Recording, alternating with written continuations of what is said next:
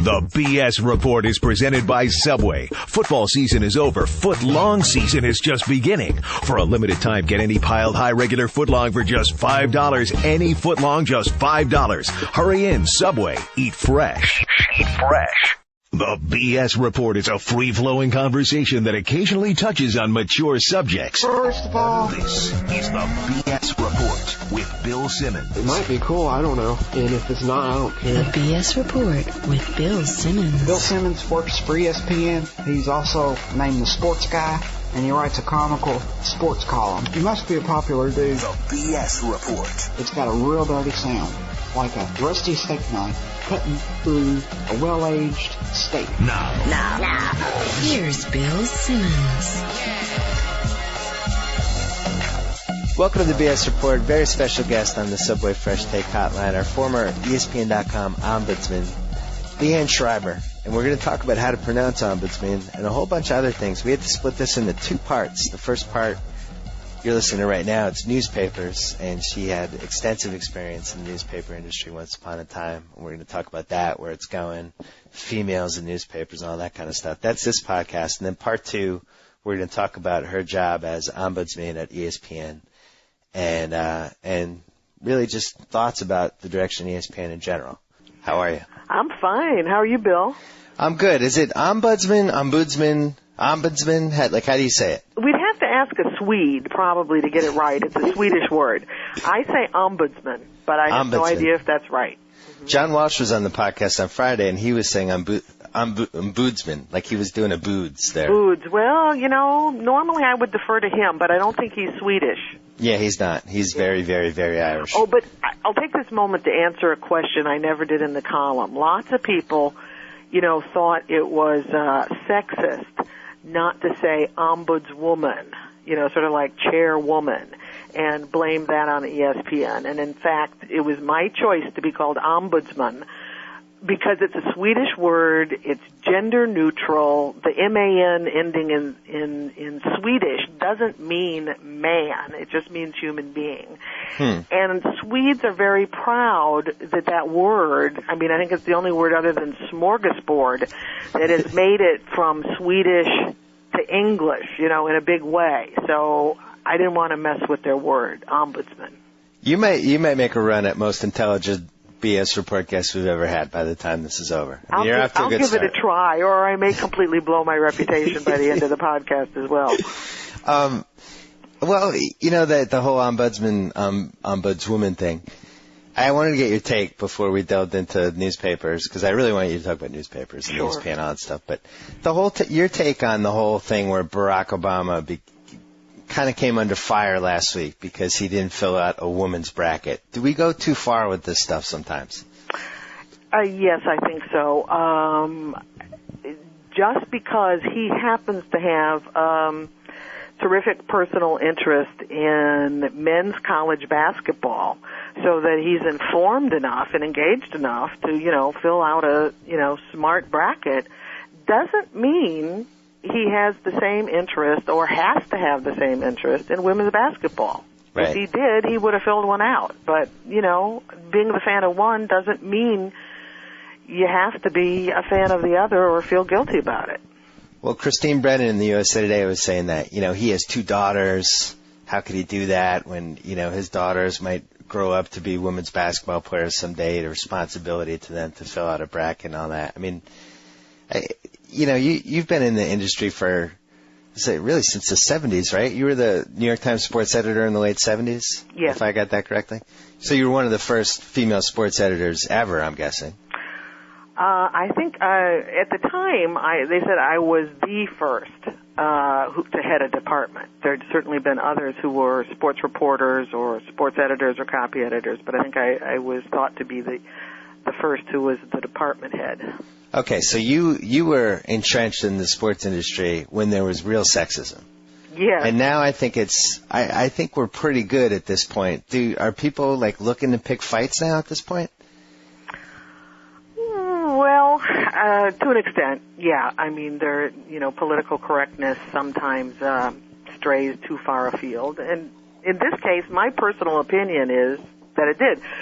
I'm a fan of women's college basketball. and I have been since the 70s. I watched it grow up. So I'm a fan, but that doesn't mean anybody else need be. And, the president isn't filling out brackets in every single sport or, opining on every single sport. He happens to be a college basketball fan of men's basketball. Right, and arguably he probably shouldn't have even spent that time filling out the men's bracket. So I think spending the extra 10 minutes on the woman, I think, might have pushed people over the edge. When you took over the New York Times during a totally, totally different era, not just for sports, but for male-female relationships in the workplace and the way female sports was regarded at the time. When you look back at that, what is the biggest difference between then and what we see now, where everything is obviously a lot more equal? Well, there's just no comparison.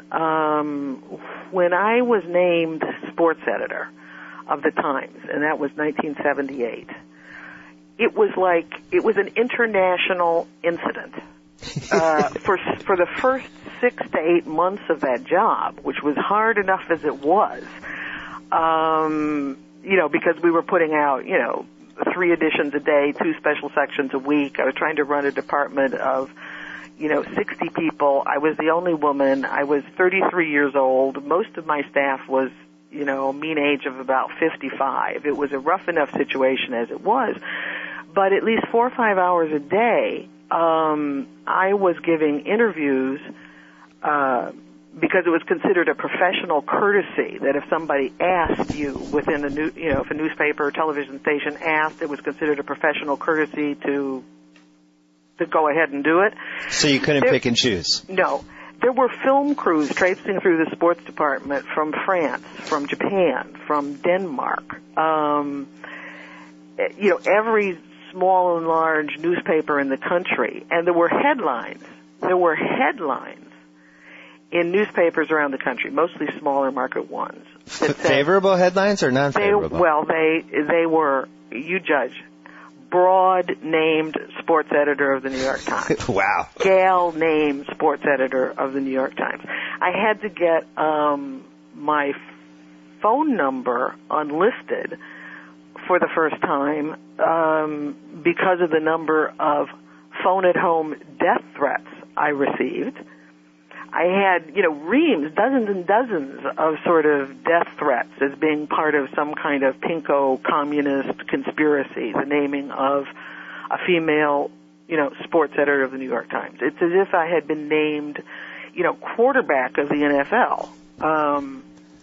It was just totally bizarre, and you can't even imagine those kind of circumstances now. And a lot of, obviously mean-spirited emails, stuff like that. Email didn't exist, Bill. I mean, not email. I mean, letters. I'm sorry. Snail mail. Lots of mean snail mail. But then also, the flip side of it was, and then I was also lionized and praised beyond any reason before I had ever done anything. So, I was either the witch or, St. Joan of Arc, who some also regarded as a witch. But I completely lost control of any personal identity. I just became an emblem. I mean, and not certainly in my personal life and not within the sports department and not among colleagues, but it was my first taste of what it, and last really, of what it might be like to be a celebrity, and it's awful. You just any notion that you could control your own image or the way you're perceived, for better or worse, just went totally out the door. So when they offered you that job, you just took the job because it was a good job. You weren't expecting all the other stuff, or were you? I was, and I didn't. I took the job in the spirit of a military conscript. Oh. I had no desire for that job. None. Really? Zero. Zip. But my real interest at that time, or my deeper interest, was in political and cultural reporting. And I had come to the Times sports department with the understanding that I would be there for a year to help them launch Sports Monday, which you probably don't even remember, but I mean, the New York Times was going through this period of introducing what they called their C sections and trying to catch up with the Times Times small T by introducing all sorts of feature writing and more magazine-like coverage to straight game reporting. And it was my background in, magazine and literary stuff that they wanted me to bring that set of skills to help revamp the sports section. And they brought me in as a deputy editor.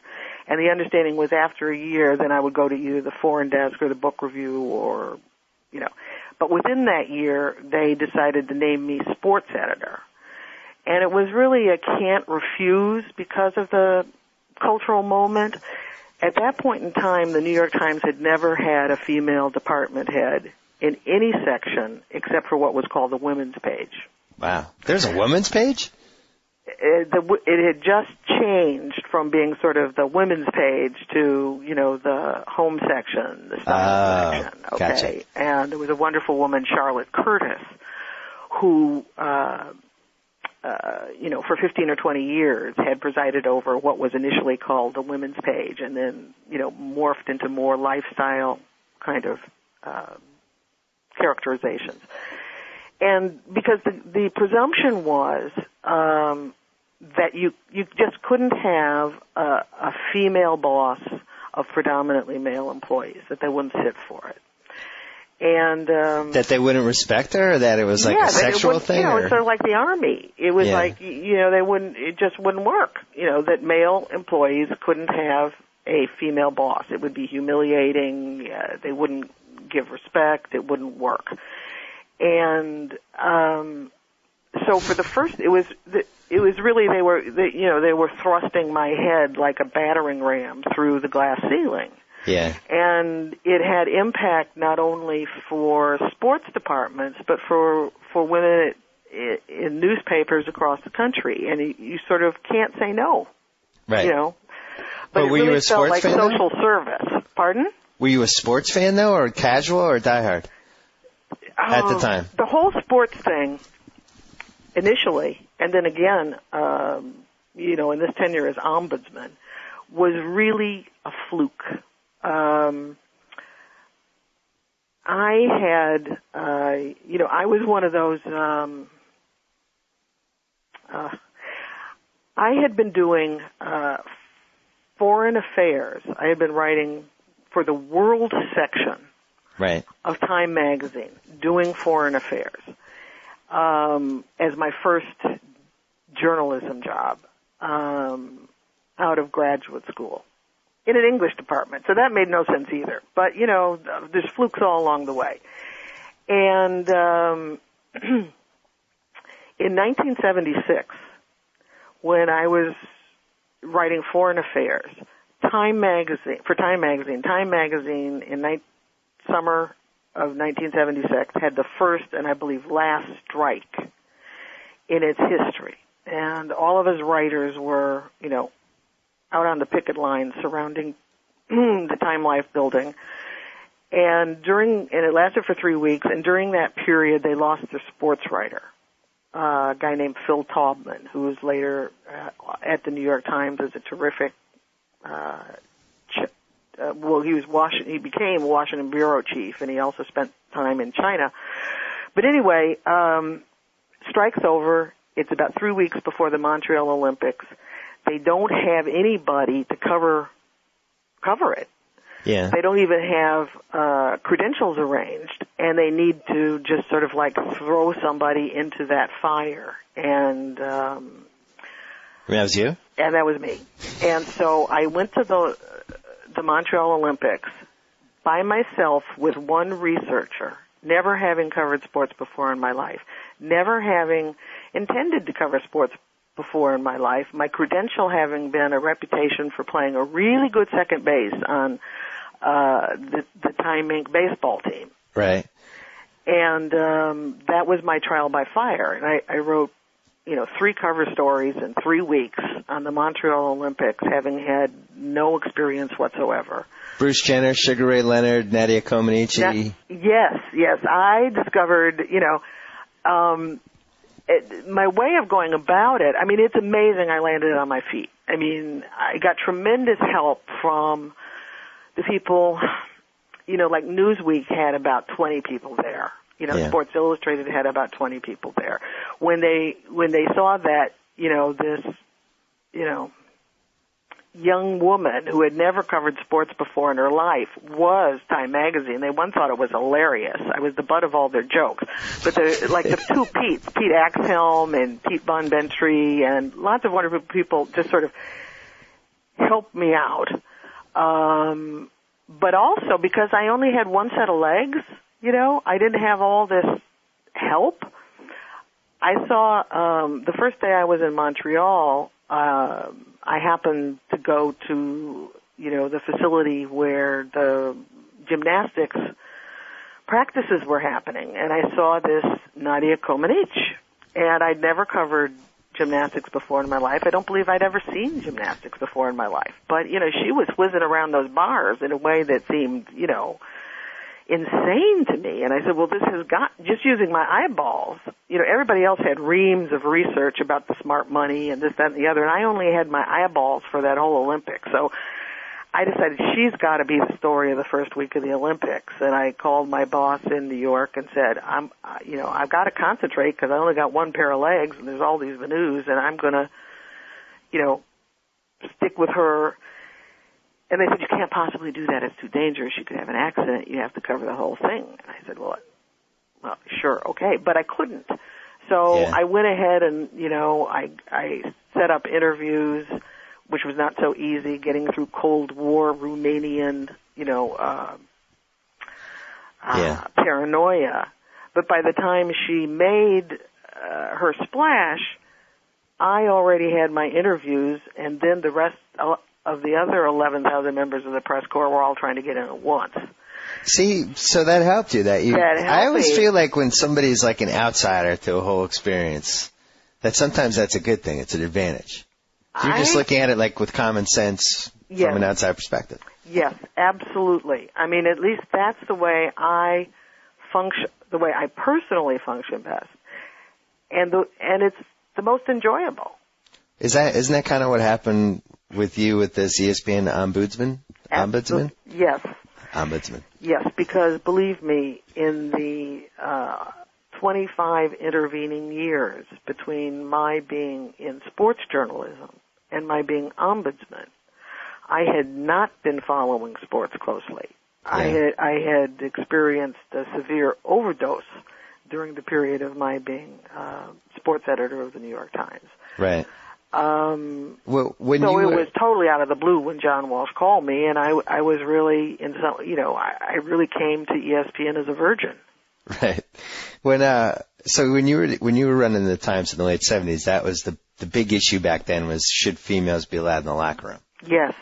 And I always thought it would make a fascinating documentary that nobody's ever made because everything kind of happened in the same 7-8 year span, and then it was kind of undermined a tiny bit by what happened with Samantha Stevenson, who had an affair with Dr. J and actually, as it turned out, had his illegitimate kid. Was that something that you guys even knew about back then, or was it like rumored about, or was it just came out of the blue when it was revealed? That came out of the blue. But, I was very involved in the women in the locker room battles. Yeah. From an easier point of view, because I was, I was basically at the desk, in the sports department. I wasn't the one who had to go into the locker room, but I was the one who was meeting with the commissioners of various sports, meeting with Bowie Kuhn, and meeting with Larry O'Brien, who was in commissioner of basketball. Right. Football commissioner didn't want to have anything to do with me. But I was the one who was making the case and dealing with, the commissioners for why it was so important and why it was essential. And they want to know part of it. Yeah, they want to know part of it, correct? It depended. It depended. Larry O'Brien, who was commissioner of basketball, was totally supportive. I mean, he was somebody who had come out of, the Kennedy civil rights position. Hockey was very supportive because they wanted the coverage. Baseball was very resistant. Bowie Kuhn was very resistant, but Melissa Ludke from Sports Illustrated had brought the lawsuit against the Yankees. And I think to this day, people don't know why it was so important. At least from my point of view, much of the reasoning behind my taking on the position of being sports editor of the Times, which was not really a personal desire, taking on that battle, you can't be a sports reporter unless you can get in the locker room. I mean, you just can't. Certainly at a daily newspaper. You can't compete against all the beat writers who are getting into the locker room and getting those quotes. However banal those quotes are, you still have to have them. And so you say, okay, what does it matter in the course of the world if, women aren't sports reporters? Well, if women aren't sports reporters, you're reducing their possibility of being reporters of any kind by at least 50%. Well, it's also discrimination. Well, yes, but it's a discrimination that has the discrimination within a sports department has tremendous consequences, because if you, particularly at that time, well, to this day, if you go to any newspaper, the largest departments are sports departments and the local, metropolitan section. That's where all the initial hiring happens. Everybody who comes to a newspaper usually starts on either the city desk or the sports desk. And they are the largest departments. And if you eliminate a sports department as a employment option for women in journalism, you've right there cut the number of opening positions for women in half. Yeah. Because, as you know, people begin in sports departments, end up in national news and foreign news. And, Maureen Dowd started in a sports department. I didn't know that. Yeah, so it's the opening hiring. City desks and sports desks are the route of entry for about 90% of journalists of all kind. So what year did you leave? I left... the sports section. The sports section, when I had signed on for it, in the spirit of military conscript, I said, let me do it for 2 years. I said to Abe Rosenthal and Arthur Gelb, who were then the two top guys at the Times, who were putting me in this position. And I said, let me do it for 2 years. In 2 years, I can have proved whatever point or not is to be made about a woman department head at the Times. And in 2 years, I can have whatever impact I'm capable of having on working with a sports department that is making this transition to a new kind of journalism. And after those 2 years, then I would like to be reassigned to either the foreign desk, the book review, or whatever. So I finished my 2 years, and I went back to them, and I said, okay, 2 years are up. We proved the point. Could I have a transfer? And they said no. They'd become attached to the idea of their first lady sports editor. Wow. And I was actually crestfallen. I didn't want to be in this position anymore. I didn't want that high visibility. I didn't want those 80-hour work weeks, and I didn't want that total concentration on sports when I had many other interests as well. So, I put my tail between my legs and went back to work. And after about 3 or 4 more months, I went back and I said I resign. Wow. And they said, you can't resign. Just as they said, you can't have a transfer, they said, you can't resign. And I said, well, I certainly can, you know. Yeah. I mean, that's within my power. And they said, if you resign, if you leave the Times, if you resign and leave the Times, nobody will believe you resigned. They will say we have abused and misused our first woman department head. And I said, well, that's not my problem. And I'm resigning. And that's when they swung into gear and said, okay, well, we have these openings. You know, you can't leave the Times. It'll look too bad. And so we looked about for a solution, and I went at that point to be deputy editor of the Book Review, where I lived happily for about, I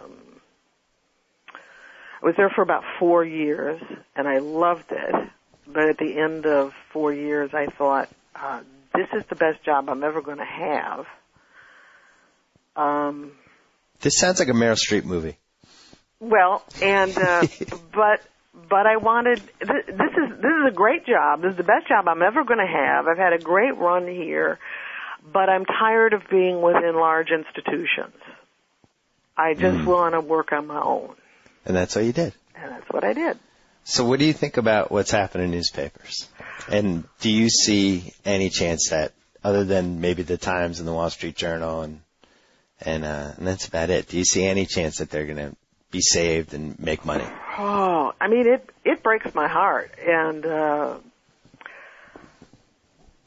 you know, I'm worried that even, you know, I'm worried even about that the New York Times, that the Washington Post, the Wall Street Journal could survive.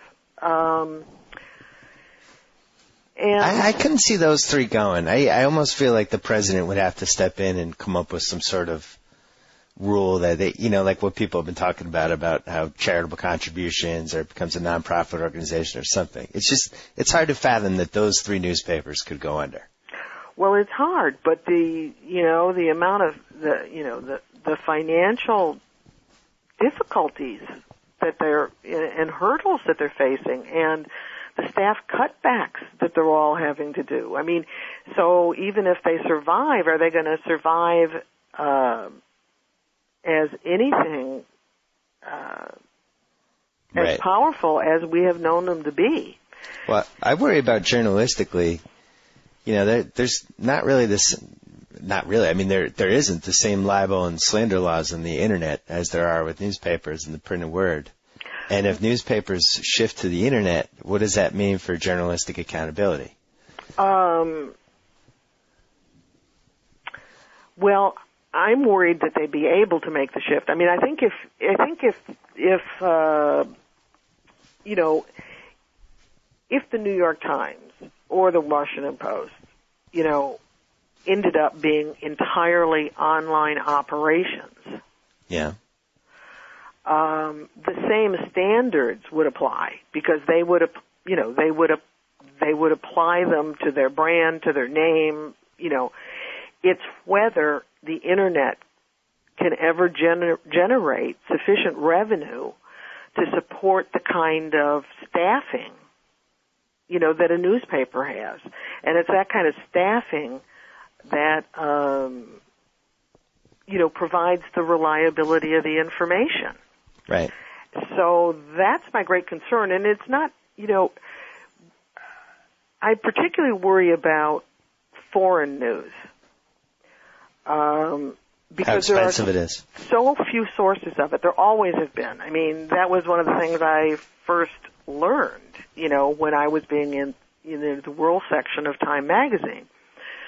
That there's just often a handful of bodies from a handful of major newspapers and television stations who are actually on the scene, you know, getting the information.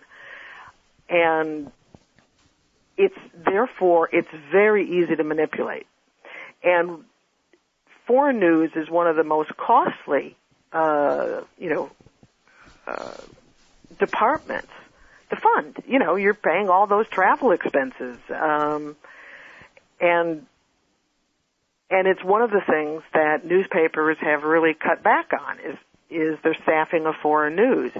And the fewer bodies you have in place in news institutions like the Times and the Washington Post, the easier that news becomes to manipulate. Right. So that people just start taking what, State departments and, military chiefs of staff are saying about a situation, and that there's no independent research and reporting going on. And it seems to me very dangerous. And, I've been thinking about this a lot. It's sort of like the Internet, on the one hand, whether it's in sports or foreign news or national politics, anybody can chime in. All you have to have is access to a computer. Yep. And on the one hand, that breaks a bottleneck. We're not as dependent on a handful of institutions to be the conduit for everything we know about a foreign situation. People, on the ground, people in Pakistan or people in Iraq or can be posting direct eyewitness information. On the other hand, there's no vetting of that information. So that you have potentially many more sources of information than you do when the mainstream media is your only conduit. And on the other hand, you have no safeguards whatsoever about the reliability of that information, what agenda is driving that information. It's sort of like, I was thinking, it's sort of like, I'll probably get in trouble for this analogy. And please say it. It's taken with a grain of salt, but it's almost like the mainstream media is the Catholic Church, Yeah. with its, priests and bishops and cardinals. There's no pope. You have to get rid of the pope. But, it has this elaborate structure that mediates between us and information. And it has that elaborate structure in order to ideally provide and rules and ethics to provide the reliability of that information. So we get if we trust them, a degree of reliability for the dependence on them as our intermediaries. And the blogosphere, or the Internet, is more like, like dissenting Protestantism. We don't need these intermediaries. Say instead of information, you got God. Instead of God, you have information. And we don't need the priests, bishops, and cardinals of the mainstream media to stand between us and information. Give us a direct relation to it. Right. That makes sense. Except that it places a tremendous burden on every consumer of that information to be making all sorts of judgments about its reliability. I was just going to say that it puts the onus on the person that's consuming the information. Whereas in the past, you would be able to have that information disseminated to you. And yes, and if the more local the information is, the greater likelihood is that the consumer can, if they make the effort, right, can train himself, if he's willing, to sort out the likely reliability of the information, given who its source is, and sort out, rumor from fact, if they care. But the farther away that news is, once it becomes a foreign land, Well, I also wonder about reporting, and this is something that a show called The Wire, which was on HBO, it was 5 seasons, the last season. Oh, I love The Wire. Oh, good. The last season, which was amazing at the time, but now is really amazing considering how fast these newspapers are falling. The last season is about what's happening in newspapers and how the foundation of the city is crumbling, and because newspapers are also crumbling, they can't capture what's happening in the city.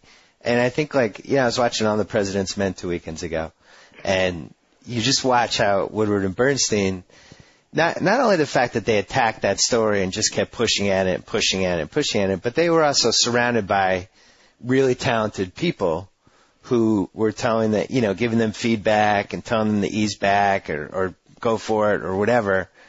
And I also worry about that part where with newspapers, a lot of the talented people are now getting hired to TV stations or websites or magazines or whatever. You look at ESPN, we've poached basically all these top sports editors from around the country. I don't know. I think that's almost as dangerous. Yeah. There's been one interesting development that I noticed just in the last, just in the last couple of weeks. And as I say, to me, in some ways, the bellwether is foreign news. That's what I'm most worried about losing. Yeah. With newspapers. My attachment isn't so much to the, holding the physical object in my hand. If the entire reliability of the best newspapers could be transferred to the Internet, I'd be fine. So it's not about nostalgia about holding the thing in my hand, although I like holding the thing in my hand sometimes. So does my dad. Too much inky print on my hands.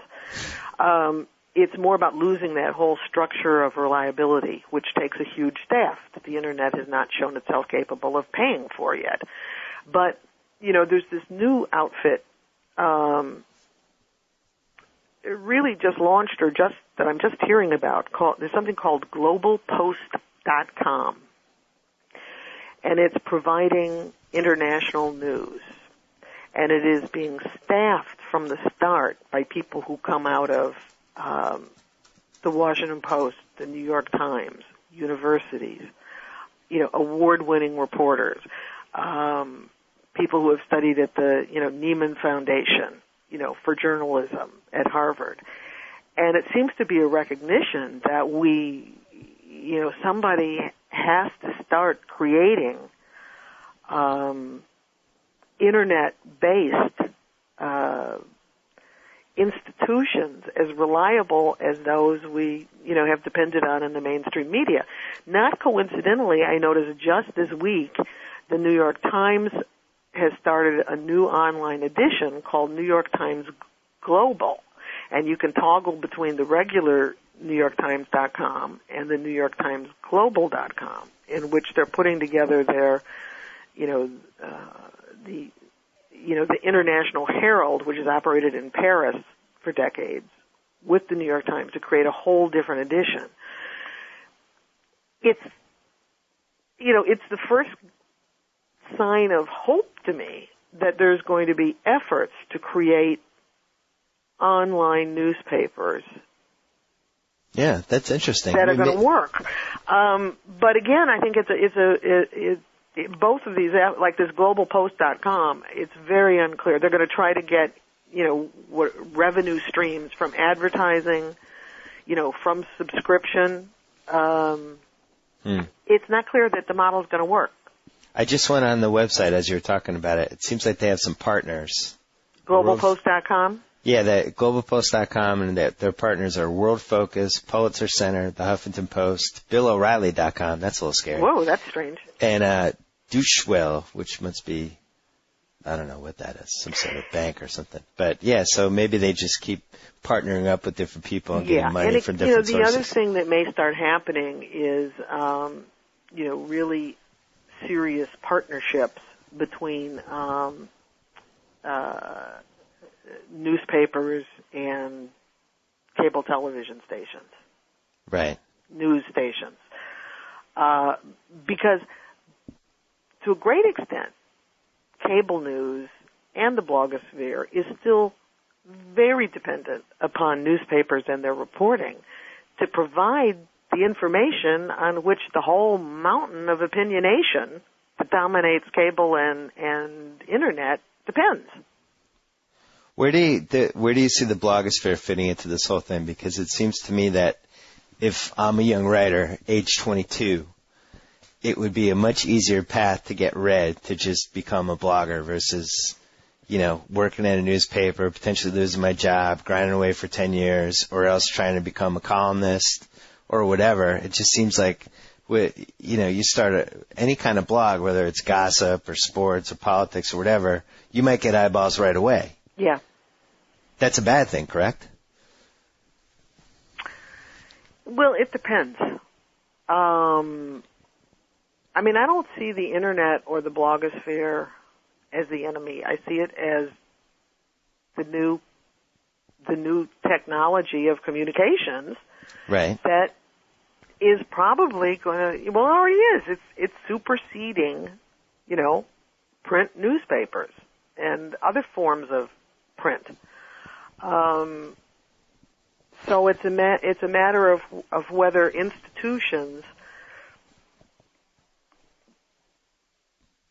as reliable as certain parts of the mainstream media can exist on the internet.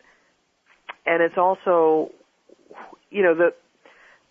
for my personal taste, the blogosphere is too, I make it larger than my personal taste. I think for the good of an informed citizenry, if we want to be, high-minded about it, the blogosphere, like cable news, is too opinion-driven. Yeah. But that's not an inevitability. There is nothing to prevent those young, aspiring journalists who are coming out of college, who don't see a future for themselves in newspapers. There's nothing to prevent them from using the blogosphere, to begin reporting, careers or information-driven careers. I would like to believe that the pendulum is going to be swinging a bit away from the valuing of opinion and swinging towards, again, the value of information and reporting. And there's no reason the blogosphere can't be used in that way. I hope you're right. Except that gathering information and doing reporting is a more labor-intensive and therefore cost-intensive, thing to do. I hope you're right. I don't see the blogosphere as the enemy either. I think for the large part, it's had a good impact on everything. But my concern is that people who are coming up, who are trying to learn how to write and learn what works and doesn't work, that they're just going to have the training. They're not only not going to have the training, but they're not going to take chances and they're not going to test themselves. It's just too easy to emulate what's working for other people. And I know, like in my case, I had a column at my college newspaper for 4 years. I worked at a newspaper for 3 years. And then I had a website that, I had for 4 years that I'm just trying every kind of column, topic, and idea, trying to figure out what works and doesn't work, and basically had this huge chance to just kind of figure out my style and figure out what I was doing. By the time I got to ESPN, I was kind of ready. And now, if it had been 10 years later and I was just online and trying to get eyeballs right away, and I think that would have had a bad impact on me. I don't know if I would have gotten better. Does that make sense? Yeah. On the other hand, anybody can go on to the internet, create their own blog, and start getting eyeballs to some extent. Yeah. Not anybody can do that and make any kind of income from it. Yeah, that's true.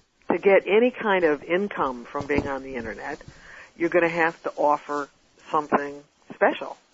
And it could be, that sites and start developing that offer something of sufficient value and sufficient uniqueness that, it'll start paying for itself. And I think, kind of cloned opinion is not going to be what that is. Yeah, you're right. All right, that wraps up part 1 of our interview with Anne Schreiber on the Subway Fresh Take Hotline. Check out part 2, which is about ESPN and her job and her relationship with ESPN, as well as mine, on the BS. So I get to sign off. Whoa! Thank you for downloading the BS Report with Bill Simmons. Too much fun. Check out more podcasts at the iTunes Music Store or at Podcenter at ESPNradio.com. Peace out. And that concludes another episode of the BS Report.